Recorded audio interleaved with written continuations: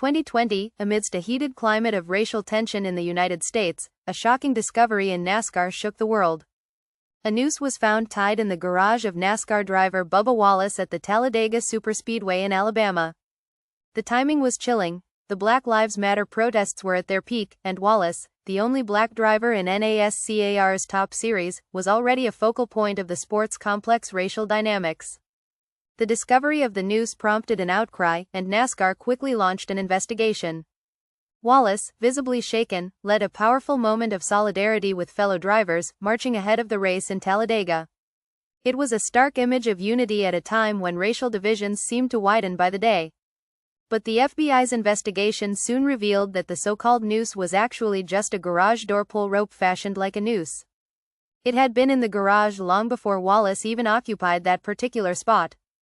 The revelation didn't dampen the controversy, though. The event left a lasting impact, with Wallace describing it as one in a million, katrillion coincidences that he would be the one to find it. Bubba Wallace, in an interview with The Breakfast Club on Power 105.1, recalled how the situation turned his life upside down. "It's wild," he admitted, laughing off some of the ongoing online jabs. "You should see my Twitter mentions. Bubba finished third, but was there a noose? It's crazy that it's still going on." Wallace said that while he has moved on from the incident, the emotional toll of being at the center of such a divisive moment took time to digest. And it wasn't just about the noose itself, it was the fallout.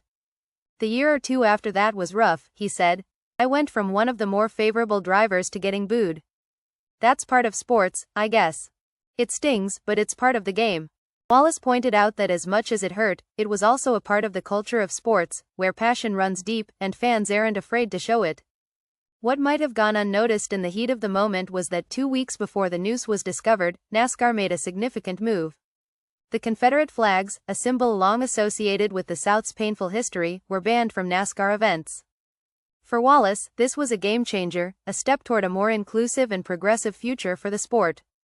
"We all came together as one, and I think that's all you can ask for," Wallace remarked, acknowledging how much the sport had improved since that pivotal decision.